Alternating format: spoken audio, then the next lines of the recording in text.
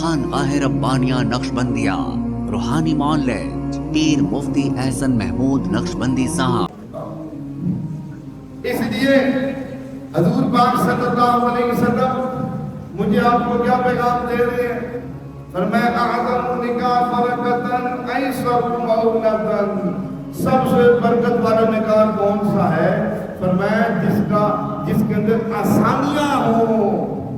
اب ہم نے اس آسانی والے کام کو مل کر مشکل بنا دیا۔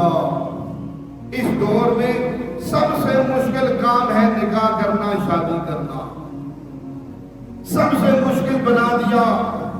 جانبین کی لڑکی والوں اور دونوں کی طرف سے حضور فرما رہے ہیں اس کو آسان کرو گے تو برکت والا ہوگا، ہم نے اس کو مصیبت والا بنا دیا۔ ایک نکاح تھا، ہم اس میں حاضر ہوئے تو لڑکی والوں نے کہا کہ ہم دیکھو جی 10 لاکھ روپے حق میں، 10 لاکھ روپے حق میں۔ اچھا جب 10 لاکھ روپے حق میں کی بات آئی تو لڑکا پریشان ہو گیا، وہ دولہا پریشان ہو، میں نکاح پڑھا رہا تھا، میں کہ کیوں جی؟ اس نے کہا یہ حق مہر عورت کو دینا ہوتا ہے، یہ عورت کے اوپر مرد کے اوپر قرض ہوتا ہے، یہ مرد کے اوپر قرض ہوتا ہے جو عورت کو دینا ہوتا ہے۔ تو مجھے کہنے لگا جی 10 لاکھ روپے حق مہر، میری 20,000 تنخواہ ہے، میں کھاؤں گا یا اس حق مہر اتارتا ہوں؟ بتاؤ جی، اب میں بغیر قرض کے مر گیا تو لو جی میرے اوپر کتنی مصیبت بن جائے گی۔ تو اس لیے اس کو آسان کریں، یہ 10 لاکھ روپے ہم نے حق میں رکھ دیا۔ اب آگے لڑکی والے کیا کہتے ہیں توجہ کیجیے گا، اور ان کے ساتھ جو چیلے چالے ہوتے ہیں وہ کیا کہتے ہیں یہ لڑکی کا تحفظ کے لیے ہے، ہم اس لیے کہتے ہیں تاکہ ہماری بچی کا تحفظ ہو جائے۔ اب نکاح کرتے وقت ہی نیتیں خراب، نیت کیا ہے؟ اور بابا یہ تحفظ پیسوں سے نہیں ملتا، یہ تحفظ توکل سے ملتا ہے۔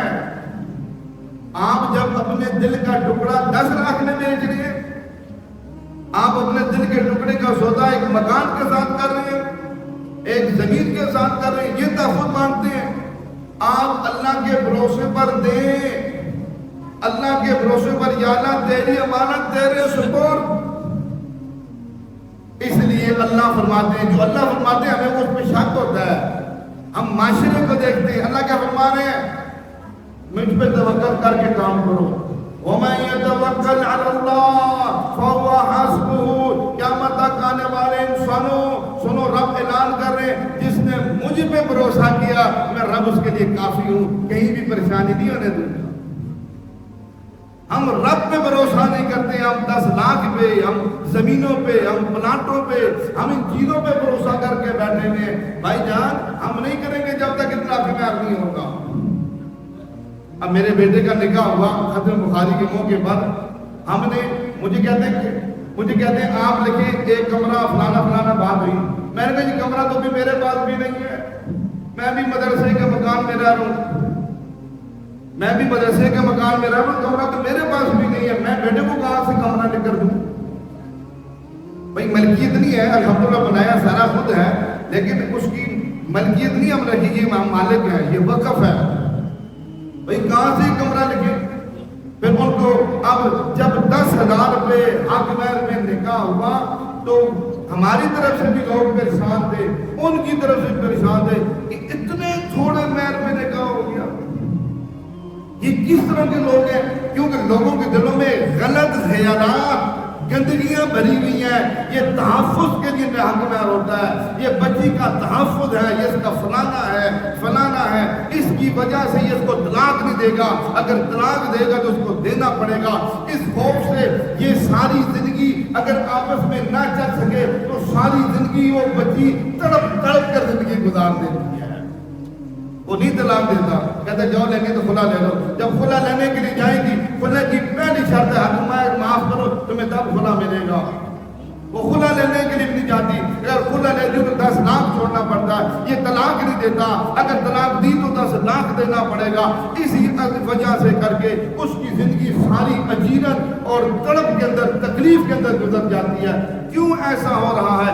اس لیے کہ ہم نے اللہ پر نے کیا. ہم نے کل پیسے پر سہارا لگایا تھا, آج پیسے کی وجہ سے زندگیاں تنگ ہو گئی. اس لیے آپشن اللہ نے رکھا ہے. بھائی میاں بیوی کی آپس میں نہیں چل رہی نا, آپشن ہے بھائی طلاق ختم خلاص, وہ دوسری شادی کر لے, یہ بھی دوسری شادی کر لے, کوئی تھوڑی بات ہے.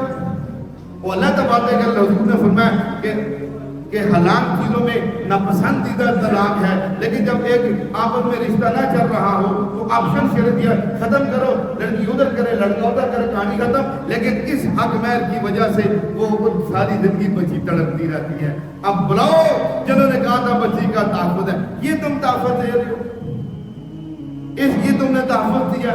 حضور فرمایا نے برکت والے نے کہا وہ ہے جس میں آسانیاں ہیں. ہم کہتے ہیں ہم وہ نکاح کریں گے جس میں لعنتیں ہیں, مصیبتیں ہیں, جس میں تکلیفیں ہیں, جس میں پریشانیاں ہیں, ہم اس نکاح کو ترجیح دیتے ہیں.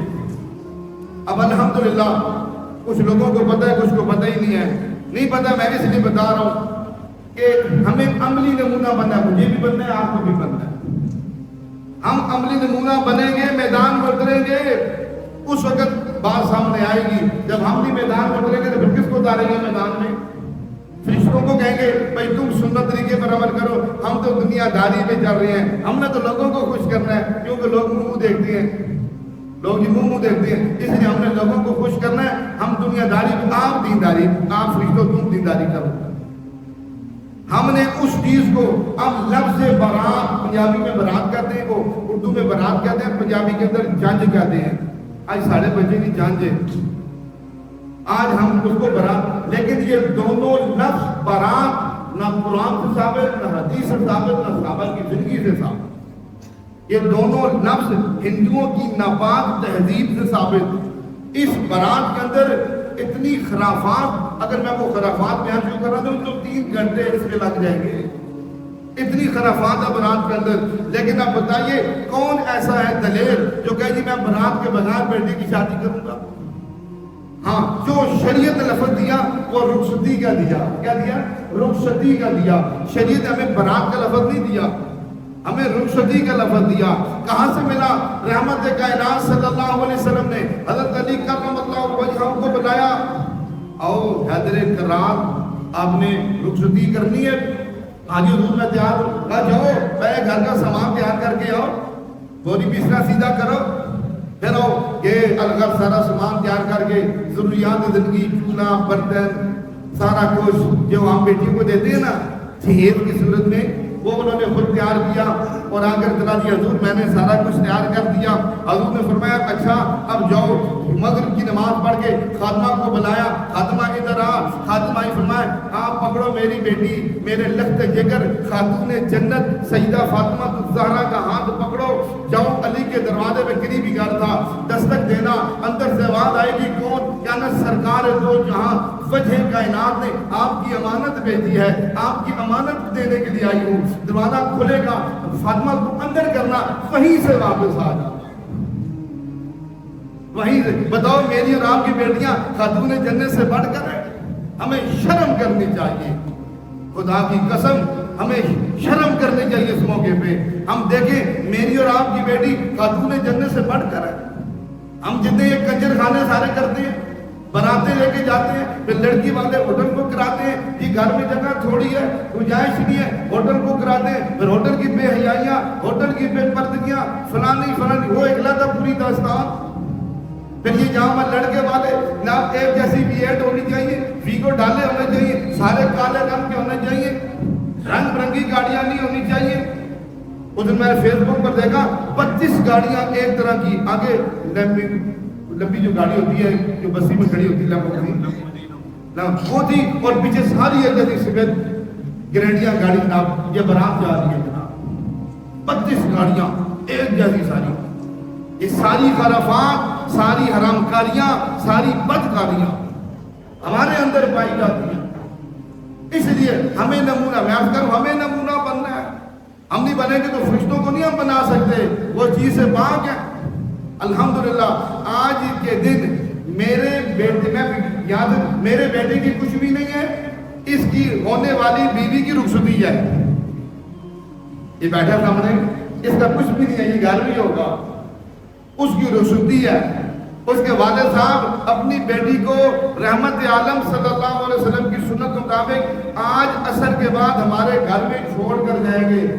ہمارے گھر میں یہاں سے کوئی برات نہیں جائے گی, کوئی لمبی چوڑی کہانی نہیں ہوگی, کوئی خرافات نہیں ہوگی اللہ کے فضل و کرم سے. بہت لوگوں نے میری مخالفت کی, میں کہا کرنی ہے کروڑ دفعہ کرو, نہیں کام کرو. اب اسی طرح الحمدللہ کل مختصر ہم نے اپنی فیملی کو کچھ دوست احباب ہیں انتہائی مختصر اپنے گھر ہی کے اندر ولیمہ رکھا ہے. کوئی آرڈر چھوٹا نہیں, کوئی کچھ بھی نہیں, کوئی اڈو بچوں نہیں, کوئی نام نہ اب ہم کے یہاں بھی آرڈر کریں گے جناب, بڑے جناب پورے واقعات اور ٹکسرا کے علماء کو اکٹھا کریں گے اور یہ کریں گے وہ کریں گے, نام نہ. حضور نے فرمایا آدم نکاح برکتن, سب سے برکت والا نکاح ایسر مونتن, جس کے اندر خرچہ کم ہو, جس کے اندر آسانیاں زیادہ ہو, جس کے اندر سہولت زیادہ ہو. حضور نے فرمایا سب سے برکت والا نکاح. اسی کے لیے میں بھی نیت کرتا ہوں موت تک ہم اپنے بچوں کی شادیاں پاک پیغمبر صلی اللہ علیہ وسلم کی زندگی سے ہٹ کے نہ کرے. جو کرے گا خدا کی قسم مال کے اعتبار سے بھی پریشان ہوگا, دنیا کے اعتبار سے بھی پریشان ہوگا, اور حقیقت جانے تو آخرت کے اعتبار سے بھی پریشان. ہم نے لوگوں کو نہیں خوش کرنا, ہم نے خوش کرنا ہے تو آخر دم تک اللہ اور اللہ کے رسول کو خوش کرنا ہے. بس اللہ اور اللہ کے جتنی خرافات ہیں ساری خرافات ختم کرے. پاکیزہ شادیاں ہوں, برکت والی ہوں, سہولت کے ساتھ ہوں, جانبین سے آسانیوں والی ہو. میں نے خود کہا لڑکی کے والد کو, میں نے کہا جی آپ کسی میں 1 روپے بھی خرچ دیں, ہاں خدا رہا آپ 1 روپے بھی خرچہ نہ کریں, آپ 1 روپے بھی خرچہ نہ کریں. میرے ذمہ ہے, میرا بچہ ہے, یہ آنے والی میری بچی, اس کی تمام ضروریات پوری کرنا میرے ذمہ ہے. الحمدللہ اپنی استطاعت کے مطابق ہم نے سب کچھ کیا. اس کے والد نے کہا میں کچھ نہیں کرتا, کچھ انہوں کے بھائیوں نے کچھ دیا کہ میں نے کچھ نہیں کیا, میں نے آپ کی بات کرنا نہیں. میں کہا میں برات لاؤں, آپ کو ہوٹل بک کرنا پڑے گا, 200 بندوں کی روٹی کھلانی پڑے گی, 2-2.5-3 لاکھ لگ جائے گا. ان سے سب منع کیا, کہتے نہیں کرتے سارا. الحمدللہ اس کو کہتے ہیں شادی ہو رہی ہے, آپ کو پتہ ہی کیوں نہیں ہے, بیٹا ادھر ہی ہے, یہ جائے گا ہی نہیں, اس کی دلہن گھر میں آ جائے گی. یہ ہے سنت پاک صلی اللہ علیہ وسلم کی. اللہ پاک مجھے آپ کو اور قیامت تک آنے والے انسانوں کو حضور کی سیرت طیبہ کے پر عمل کرنے کی توفیق نصیب فرمائے. ہمارے ہاں جادو, جنات, بندش اور نظر بد کا شافی علاج قرآن و سنت کی روشنی میں کیا جاتا ہے.